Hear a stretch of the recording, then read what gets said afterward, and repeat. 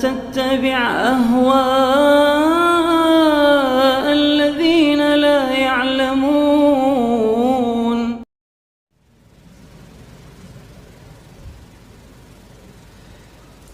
Dalam sholat tarawih, mana yang lebih afdal?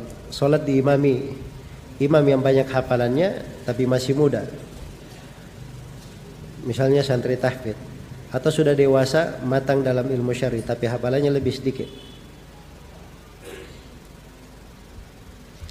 Ya, Rasulullah sallallahu alaihi wasallam bersabda, yaumul qaum aqra'uhum li kitabillah.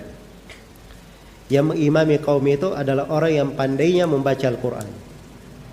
Jadi yang dilihat itu bukan hafalannya, keahliannya membaca apa? Al-Qur'an. Dia membaca Al-Qur'an dengan tajwid yang benar. Itu yang dilihat. Bukan juga yang dilihat suaranya bagus. Karena suara yang bagus itu kadar lain. Ya. Tapi yang paling pokok dia aqra, paling bagus membaca Al-Qur'an. Paling bagus membaca Al-Qur'an. Baik, ada orang-orang tua itu ya, Masya Allah bacaannya, ya, kalau terdengar suaranya, ya, tidak ada lagu-lagu dan seterusnya. Tapi kalau kita sholat di belakangnya sejuk sekali, karena dia membaca Al-Quran benar, ya. Kemudian berhentinya juga tepat, Ini harus diperhatikan ya, bahwa bacaan itu bukan sekedar hafalan saja. Ada terkait dengan masalah keahlian di dalam qiraah, keahlian di dalam membaca. Nah, kalau seimbang dalam keahlian qiraah, maka dilihat yang paling berilmu tentang sunnah, paling berilmu tentang sunnah. Jelas ya? Mungkin setelah itu dilihat dari sisi hafalan, dari sisi hafalannya. Baik.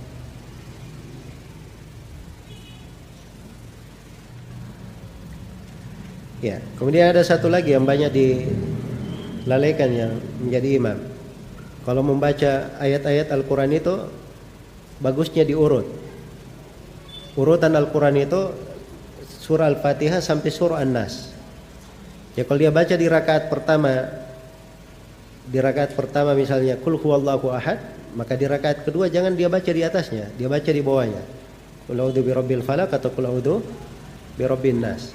Jelas ya? Kalau dia baca amma yatasaalun, ya, dia baca di bawahnya setelah itu.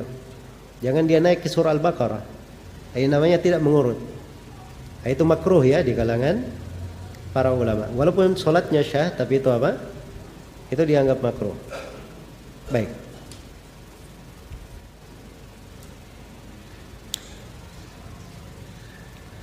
Apa hukum memotong shaf ketika sholat dengan benda seperti tiang dan lain-lain? Nah, itu bukan memotong shaf namanya. Tiang ini kan bukan memotong, dia ada di situ. Dia yang masuk antara dua tiang, kan begitu? Nah, itu bukan memotong. Kalau memotong itu shafnya bersambung, tiba-tiba dia letakkan sesuatu, itu memotong. Tapi kalau tiang, masa tiang dia letakkan di situ? Iya, jelas ya? Baik. Jadi kalau dia sholat antara dua tiang, padahal masih ada tempat yang kosong, itu makruh hukumnya ya, itu makruh. Tapi kalau nggak ada lagi tempat yang kosong, boleh sholat di antara dua tiang. Ya. Nah, ini masjid kadang sempit ya. Jadi kalau misalnya mau sholat antara dua tiang ini di waktu-waktu penuh, nggak ada masalah.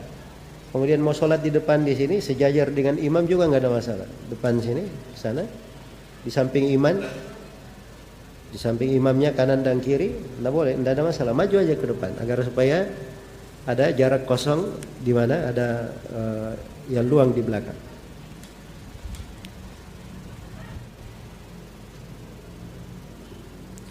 Jika safar rombongan, apakah boleh qobliyah dan ba'diyah duhur di jamak?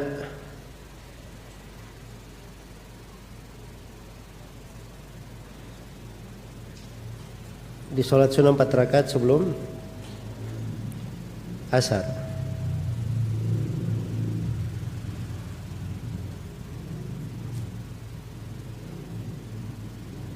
Ya, kalau dia safar, kemudian dia ada misalnya rawatibnya dia tidak usah kerjakan. Ya.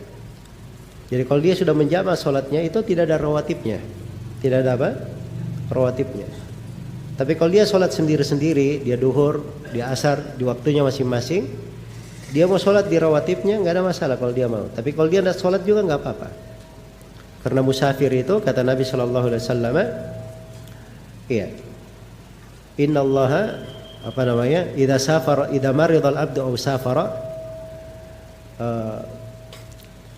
fa inna Allah yaktubuhu ma kana ya'maluhu sahihan muqiman. Ya. Apabila seorang hamba itu dia melakukan perjalanan atau dia sakit, maka apa yang biasa dia lakukan dalam keadaan dia sehat dan mukim itu akan tercatat baginya. Ya.